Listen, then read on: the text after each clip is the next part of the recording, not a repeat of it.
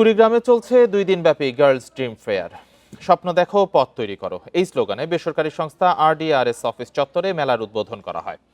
নারীদের স্বপ্ন দেখতে এবং সেই স্বপ্ন বাস্তবায়ন করতে অনুপ্রেরণামূলক আলোচনা করেন ইন্ডিপেন্ডেন্ট টেলিভিশনের head of broadcasting Naila Parvin পিয়া।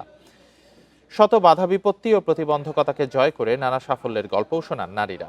বিভিন্ন স্কুল কলেজের প্রায় শতাধিক কিশোরীদের পাশাপাশি নারীরা এতে অংশ নেন।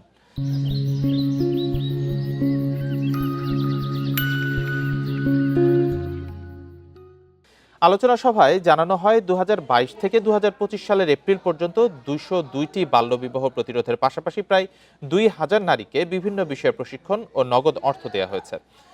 RDRS বাংলাদেশ এবং CNB প্রকল্প এই মেলার আয়োজন করে।